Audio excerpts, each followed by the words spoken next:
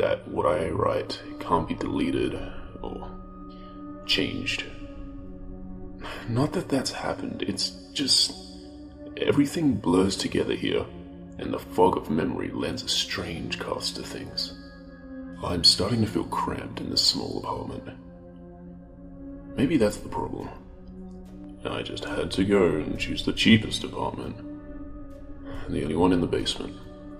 The lack of windows down here makes day and night seem to slip by seamlessly. I haven't been out in a few days because I've been working on this programming project so intensely. I suppose I just wanted to get it done. Hours of sitting and staring at a monitor can make anyone feel strange, I know, but I don't think that's it. I'm not sure when I first started to feel like something was odd. I can't even define what it is. Maybe I just haven't talked to anyone in a while. That's the first thing that crept up on me. Everyone I normally talk to online while I programmed has been idle. Or they're simply not logged on at all. My instant messages go unanswered. The last email I got from somebody was a friend saying that he'd talk to me when he got back from the store. That was yesterday. I'd call with my cell phone, but reception's terrible down here. Yeah, that's it. I just need to call someone. I'm gonna go outside. Well, that didn't work so well. As the tingle of fear fades, I'm feeling a little ridiculous for being scared at all. I looked in the mirror before I went out, but I didn't shave the 2-day stubble I've grown. I figured I was just going out for a quick cell phone call. I did change my shirt though, because it was lunchtime, and I guessed that I'd run into at least one person I knew. That didn't end up happening, although I wish it did. When I went out, I opened the door to my small apartment slowly. A small feeling of apprehension had somehow already lodged itself into me. For some indefinable reason, I chalked it up to having not spoken to anyone but myself for a day or two. I peered down the dingy grey hallway, made dingier by the fact that it was a basement hallway. On one end, a large metal door led to the building's furnace room. It was locked, of course. 2 dreary soda machines stood by it. I bought a soda from one the first day I moved in, but it had a 2-year-old expiration date. I'm fairly sure nobody knows those machines are even down here. Or my cheap landlady just doesn't care to get them restocked. I closed my door softly and walked in the other direction, taking care not to make a sound. I have no idea why I chose to do that, but it was fun giving into the strange impulse not to break the droning hum of the soda machines, at least for the moment. I got to the stairwell and took the stairs up to the building's front door. I looked through the heavy door's small square window and received quite the shock. It was definitely not lunchtime. City gloom hung over the dark street outside, and the traffic lights at the intersection in the distance blinked yellow. Dim clouds, purple and black from the glow of the city, hung overhead. Nothing moved, save the few sidewalk trees that shifted in the wind. I remember shivering, though I wasn't cold. Maybe it was the wind outside. I could vaguely hear it through the heavy metal door, and I knew it was the unique kind of late-night wind, the kind that was constant, cold, quiet. Save for the rhythmic music it made as it passed through the countless unseen tree leaves. I decided not to go outside. Instead, I lifted my cell phone to the door's little window and checked the signal meter. The bars filled up the meter, and I smiled. Time to hear someone else's voice, I remember thinking, relieved. It was such a strange thing to be afraid of nothing. I shook my head, laughing at myself silently. I hit speed dial for my best friend Amy's number and held the phone up to my ear. It rang once, but then it stopped. Nothing happened. I listened to silence for a good 20 seconds, then hung up. I frowned and looked at the signal meter again. It was still full. I went to dial her number again, but then my phone rang in my hand, startling me. I put it up to my ear. Hello? I asked immediately, fighting down a small shock at hearing the first spoken voice in days, even if it was my own. I had gotten used to the droning hum of the building's inner workings, my computer, and the soda machines in the hallway. There was no response to my greeting at first, but then finally, a voice came. "Hey," said a clear male voice, obviously of college age like me. "Who's this?" John," I replied, confused. "Oh, sorry, wrong number," he replied, then hung up. I lowered the phone, slowly, and leaned against the thick brick wall of the stairwell. That was strange. I looked at my received calls list, but the number was unfamiliar. Before I could think of it further, the phone rang loudly, shocking me yet again. This time, I looked at the caller before I answered. It was another unfamiliar number. This time, I held the phone up to my ear, but said nothing. I heard nothing but the general background noise of a phone. Then, a familiar voice broke my attention. "John?" was the single word in Amy's voice. I breathed a sigh of relief. "Hey, it's you," I replied. "Well, who else would it be?" The number. I'm at a party on 7th Street and my phone died just as you called me. This is someone else's phone, obviously." "Oh, okay," I said. "Where are you?" My eyes glanced over the drab whitewashed cylinder block walls and the heavy metal door with its small window. "At my building," I sighed. "Just feeling cooped up. I didn't realize it was so late." "You should come here," she said, laughing. "Nah, I don't feel like looking for some strange place by myself in the middle of the night," I said, looking out of the window at the silent, windy street that secretly scared me just a tiny bit. "Yeah, I think I'm just gonna keep working or go to bed." "No, I can come get you. Your building is close to 7th Street, right?" "How drunk are you? You know where I live." Of course," she said abruptly. "I guess I can't get there by walking, huh?" "I mean, you could if you wanted to waste half an hour," I told her. "Right. Okay, have to go. Good luck with your work." I lowered the phone once more, looking at the numbers flash as the call ended. Then, the droning silence suddenly reasserted itself in my ears. The two strange calls, and the eerie street outside just drove home my aloneness in its empty stairwell. Perhaps from having seen too many scary movies, I had this sudden inexplicable idea that something could look in the door's window and, see me. Some sort of horrible entity that hovered at the edge of aloneness and just waiting to creep up on unexpected people that strayed too far from other human beings. I knew the fear was irrational, but nobody else was around, so I jumped down the stairs, ran down the hallway into my room and closed the door as swiftly as I could, while still staying silent. Like I said, I felt a little ridiculous for being scared of nothing, and the fear has already faded. Writing this down really helps. It makes me realize that nothing's wrong. It filters out half-formed thoughts and fears and leaves only cold, hard facts. It's late, I got a call from a wrong number, and Amy's phone died, so she called me back from another number. Nothing strange is happening. Still, there was something a little off about that conversation. I know it could have just been the alcohol she'd had. Or was it even her that seemed off to me? Or was it... Yes, that was it. I didn't realize it until this moment, writing things down. I knew writing things down would help.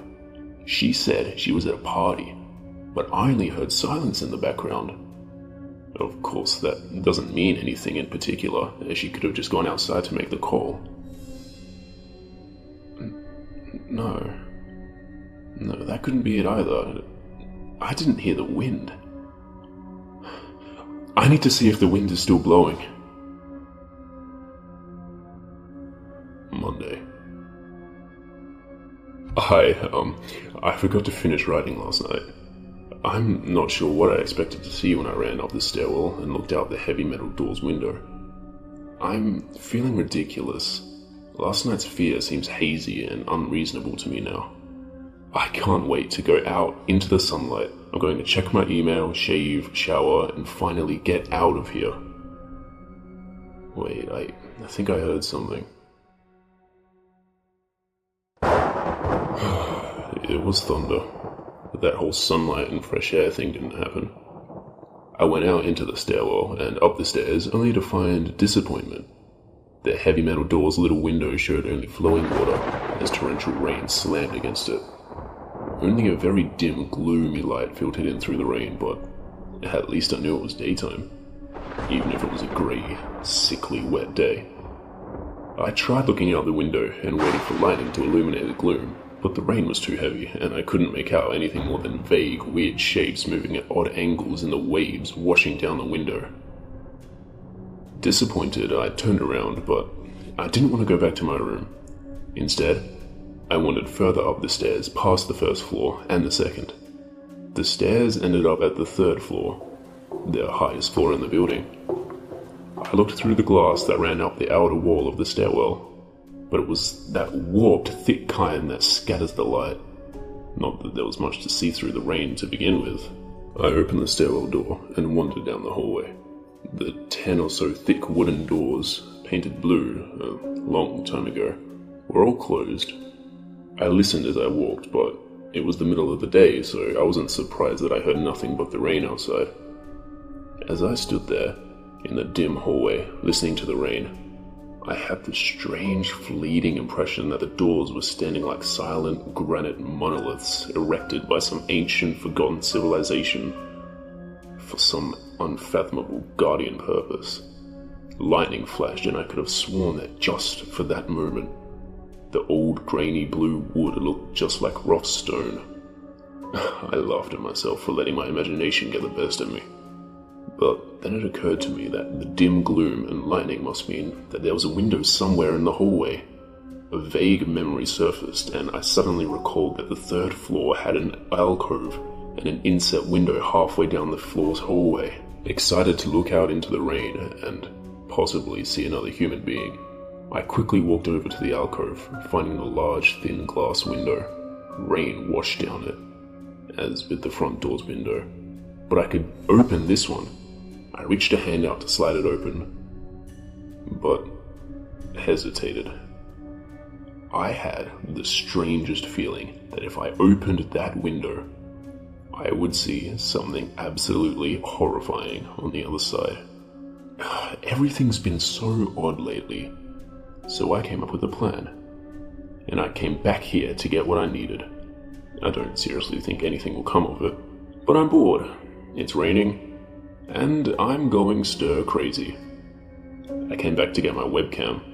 The cord isn't long enough to reach the third floor by any means, so instead I'm going to hide it between the 2 soda machines in the dark end of my basement hallway, run the wire along the wall and under my door, and put black duct tape over the wire to blend it in with the black plastic strip that runs along the base of the hallway's walls. I know this is silly, but I don't have anything better to do. Well, nothing happened. I propped open the hallway to stairwell door, steeled myself, then flung the heavy front door wide open, and ran like hell down the stairs to my room, and slammed the door. I watched the webcam on my computer intently, seeing the hallway outside my door and most of the stairwell. I'm watching it right now, and I don't see anything interesting. I just wish the camera's position was different so that I could see out the front door. What? Hey! Somebody's online. I got out an older, less functional webcam that I had in my closet to video chat with my friend online. I couldn't really explain to him why I wanted to video chat, but it felt good to see another person's face. He couldn't talk for very long, and we didn't talk about anything meaningful. But I feel much better. My strange fear has almost passed. I would feel completely better, but there was something odd about our conversation. I know that I've said that everything has seemed odd, but Still, he was very vague in his responses. I can't recall one specific thing that he said. No particular name or place or event, but he did ask for my email address so we could keep in touch. Wait, I just got an email. I'm about to go out. I just got an email from Amy that asked me to meet her for dinner at the place we usually go to. I do love pizza, and I've just been eating random food from my poorly stocked fridge for days, so I can't wait. Again, I feel a little ridiculous about the odd couple of days I've been having. I should destroy this journal when I get back. Ah, another email. Oh my god. I almost left the email and opened the door. I almost opened the door. But I read the email first. It was from a friend that I hadn't heard from in a long time, and it was sent to a huge number of emails that must have been every person he had saved in his address list. It had no subject, and it simply said, "Seen with your own eyes. Don't trust them, they." What the hell is that supposed to mean? The words shock me, and I keep going over and over them. Is it a desperate email sent as just something happened? The words are obviously cut off without finishing. On any other day, I would have dismissed this as spam from a computer virus or something, but the words, "seen with your own eyes." I can't help but read over this journal and think back on the last few days and realize that I have not seen another person with my own eyes or talked to another person face to face. The webcam conversation with my friend was so strange, so vague, so eerie, now that I think about it. Was it eerie, or is the fear clouding my memory? My mind toys with the progression of events I've written here, pointing out that I have not been presented with one single fact that I did not specifically give out unsuspectingly. The random wrong number that got my name, and the subsequent strange return call from Amy, the friend that asked for my email address. I messaged him first when I saw him online. Then I got my first email a few minutes later after that conversation. Oh my god, that phone call with Amy. I said over the phone, that I was within half an hour's walk of 7th Street. They know I'm near here. What if they're trying to find me? Where is everyone else? Why haven't I seen or heard anyone else in days? No, this is crazy. This is absolutely crazy. I need to calm down. This madness needs to end.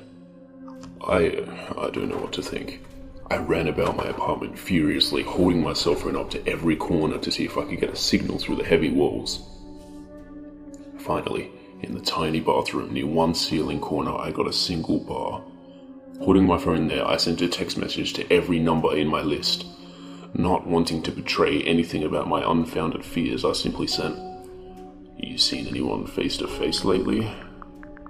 At that point, I just wanted any reply back. I didn't care what the reply was or if I embarrassed myself. I tried to call someone a few times, but I couldn't get my head up high enough, and if I brought my cell phone down even an inch, it lost signal. Then I remembered the computer and rushed over to it, instant messaging everyone online.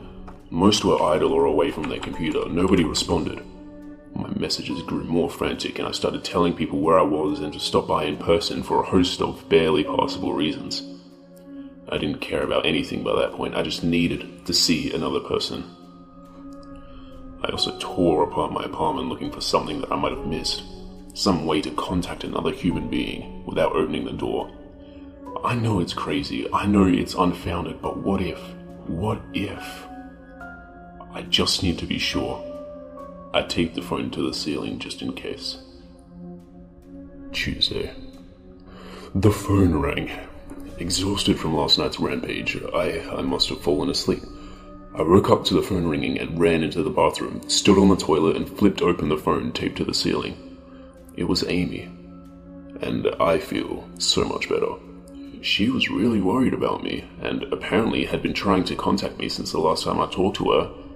She's coming over now. And yes, she knows where I am without me telling her. I feel so embarrassed. I'm definitely throwing this journal away before anyone sees it. I don't even know why I'm writing in it.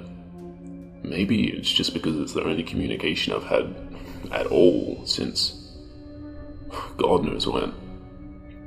I look like hell too. I looked in the mirror before I came back in here. My eyes are sunken, my stubble is thicker, and I just look generally unhealthy. My apartment is trashed, but I'm not going to clean it up. I think I need someone else to see what I've been through. These past few days have not been normal. I'm not one to imagine things. I know I have been the victim of extreme probability. I probably missed seeing another person a dozen times. I just happened to go out when it was late at night or the middle of the day when everyone was gone. Everything's perfectly fine. I know this now. Plus, I found something in the closet last night that has helped tremendously. A television. I set it up just before I wrote this, and it's on in the background. Television has always been an escape for me, and it reminds me that there's a world beyond these dingy brick walls.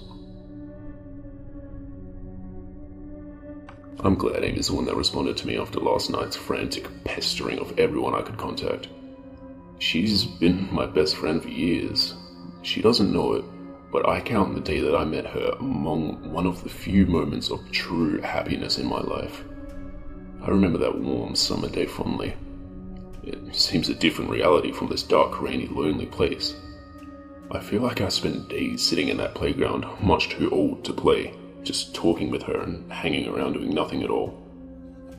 I still feel like I can go back to that moment sometimes, and it reminds me that this damn place is not all that there is. Finally, I knock on the door. I thought it was odd that I couldn't see her through the camera. I hid between the two soda machines. I figured that it was bad positioning, like when I couldn't see out the front door. I should have known. I should have known.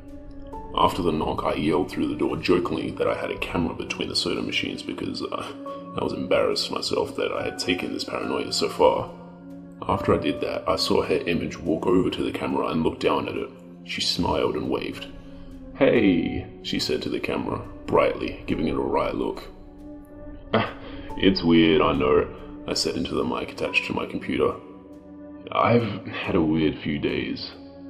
"Must have," she replied. "Open the door, John." I hesitated. How could I be sure? "Hey, humor me a second here," I told her through the mic. "Tell me one thing about us.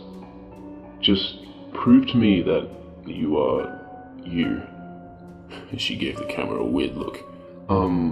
Alright. We met randomly at a playground when we were both way too old to be there."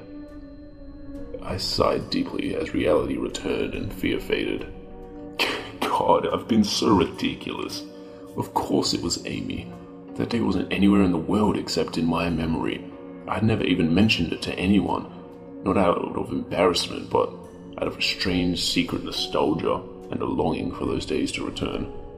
If there was some unknown force at work trying to trick me as I feared, there was no way they could know about that day. Alright, I'll explain everything. Be right there. I ran to my small bathroom and fixed my hair as best I could. I look like hell, but she would understand. Snickering at my own unbelievable behavior and the mess I'd made of the place, I walked to the door. I put my hand on the doorknob and gave the mess one last look. So ridiculous, I thought. My eyes traced over the half-eaten food lying on the ground, the overflowing trash bin, and the bed I'd tipped to the side looking for God knows what. I almost turned the door and opened it, but my eyes fell on one last thing. The old webcam, the one I used for the eerily vacant chat with my friend. Its silent black sphere lay haphazardly tossed to the side, its lens pointed at the table where this journal lay. An overwhelming terror took me as I realized that if something could see through that camera, it would have seen what I just wrote about that day. I asked her for any one thing about us, and she chose the only thing in the world that I thought they, or it, did not know. But it did. It did know. It could have been watching me the whole time. I didn't open the door. I screamed. I screamed in uncontrollable terror. I stomped on the old webcam on the floor. The door shook and the doorknob tried to turn, but I didn't hear Amy's voice through the door. Was the basement door made to keep out drafts too thick? Or was Amy not outside? What could have been trying to get in, if not her? What the hell is out there? I saw her on my computer through the camera outside. I heard her on the speakers through the camera outside, but was it real? How can I know? She's gone now. I screamed and shouted for help. I piled up everything in my apartment against the front door.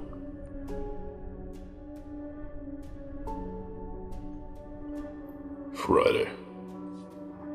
At least, I think it's Friday.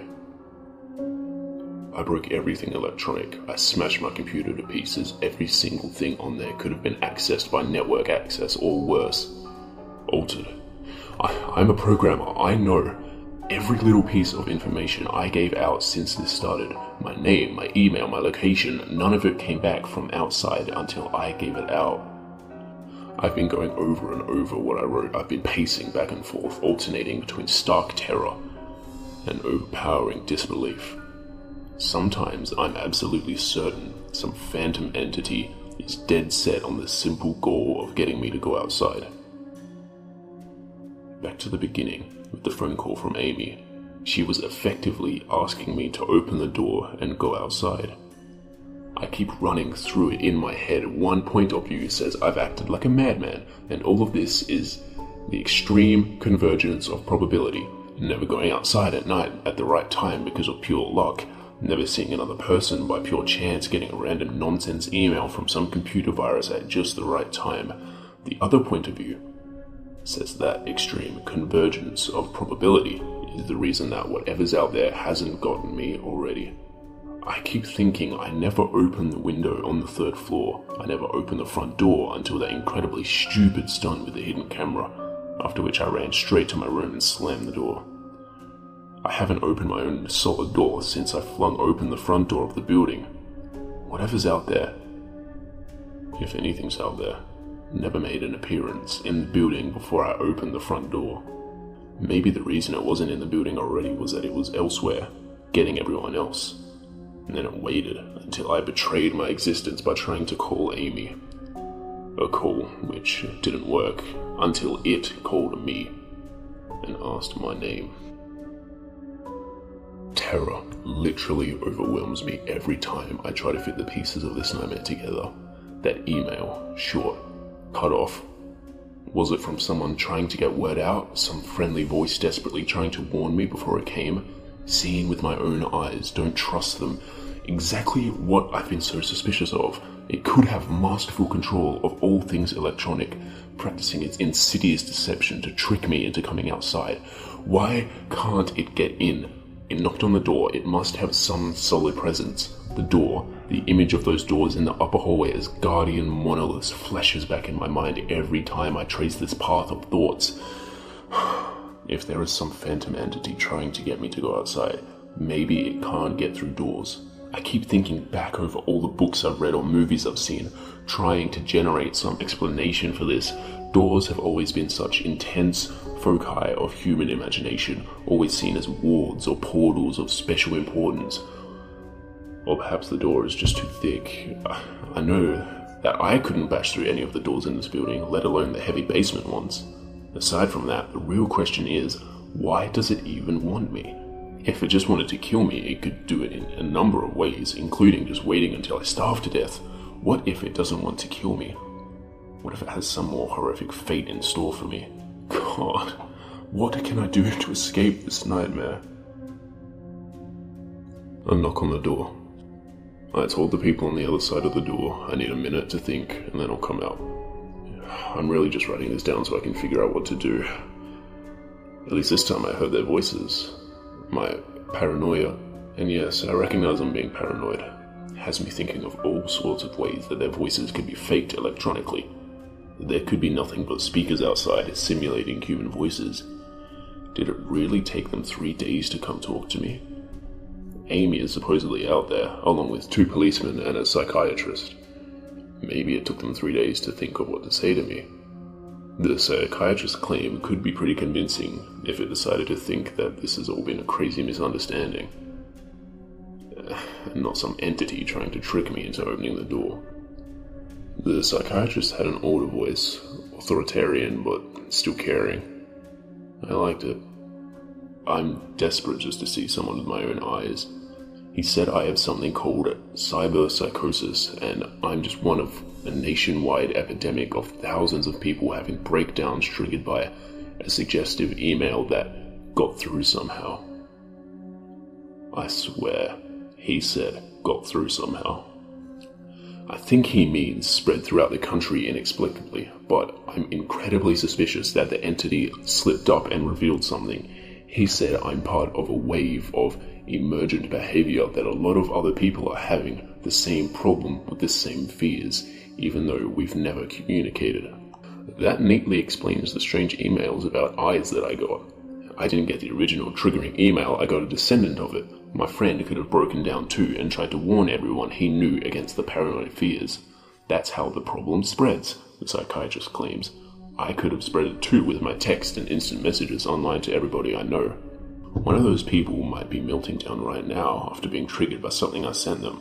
Something they might interpret any way they want.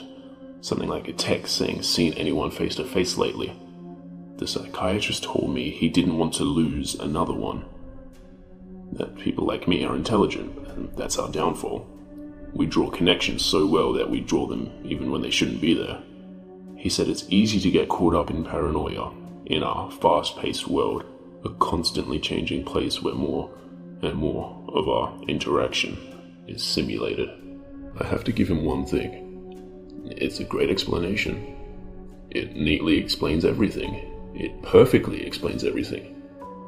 I have every reason to shake off this nightmarish fear that something, or consciousness, or being out there wants me to open the door so it can capture me for some horrible fate worse than death. It would be foolish after hearing that explanation to stay in here until I starve to death just to spite the entity that might have gotten everyone else. It would be foolish to think that. After hearing that explanation, I might be one of the last people left alive on an empty world, hiding in my secure basement room, spiting some unthinkable deceptive entity just by refusing to be captured. It's a perfect explanation for every single strange thing I've seen or heard, and I have every reason in the world to let all of my fears go and open the door. That's exactly why I'm not going to. How can I be sure? How can I know what's real and what's deception? All of these damn things with their wires and their signals that originate from some unseen origin, they are not real. I can't be sure. Signals through a camera, faked video, deceptive phone calls, emails, even the television, lying broken on the floor. How can I possibly know it's real? It's just signals, waves, light. The door. It's bashing on the door. It's trying to get in. What insane mechanical contrivance could it be using to simulate the sound of men attacking the heavy wood so well? At least I'll finally see it with my own eyes. There's nothing left in here for it to deceive me with. I've ripped apart everything else. It can't deceive my eyes, can it? Seen with your own eyes, don't trust them, Wait. Was that desperate message telling me to trust my eyes? Or warning me about my eyes too? Oh my god. What's the difference between a camera and my eyes? They both turn light into electrical signals. They're the same. I can't be deceived. I have to be sure. I have to be sure.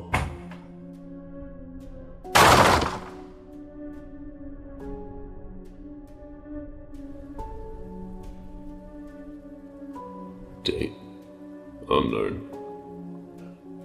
I calmly asked for paper and a pen, day in and day out, until it finally gave them to me.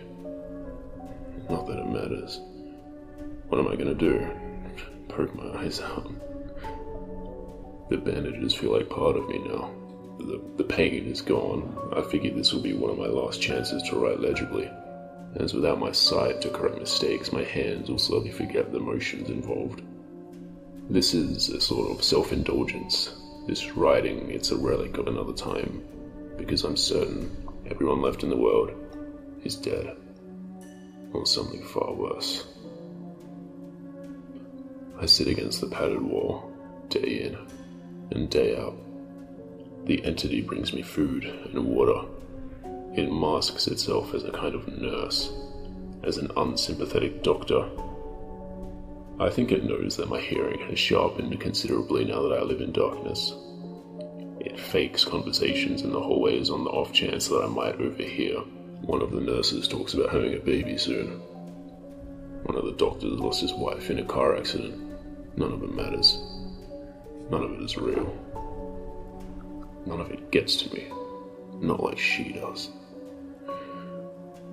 Oh, that's the worst part. The part I almost can't handle. The thing comes to me, masquerading as Amy. Its recreation is perfect. It sounds exactly like Amy, feels exactly like her. It even produces a reasonable amount of tears that it makes me feel on its lifelike cheeks. When it first dragged me here, it told me all the things I wanted to hear. It told me that she loved me, that she had always loved me, that it didn't understand why I did this. We could still have a life together if only I would stop insisting that I was being deceived. It wanted me to believe, no, it needed me to believe that she was real. I almost fell for it, I really did. I doubted myself for the longest time. In the end though, it was all too perfect, too flawless, too real. The false Amy used to come every day, and then every week, and finally stopped coming altogether. I don't think the entity will give up. I think the waiting game is just another one of its gambits. I will resist it for the rest of my life if I have to. I don't know what happened to the rest of the world, but I do know that this thing needs me to fall for its deceptions. If it needs that, then maybe, just maybe, I am a thorn in its agenda. Maybe Amy is still alive out there somewhere, kept alive only by my will to resist the deceiver. I hold on to that hope, rocking back and forth in my cell to pass the time.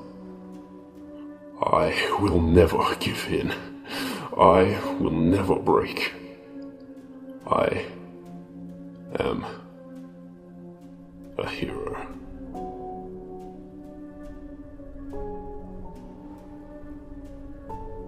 The doctor read the paper the patient had scribbled on. It was barely readable, written in the shaky script of one who could not see. He wanted to smile at the man's steadfast resolve, a reminder of the human will to survive, but he knew that the patient was completely delusional. After all, a sane man would have fallen for the deception long ago. The doctor wanted to smile. He wanted to whisper words of encouragement to the delusional man.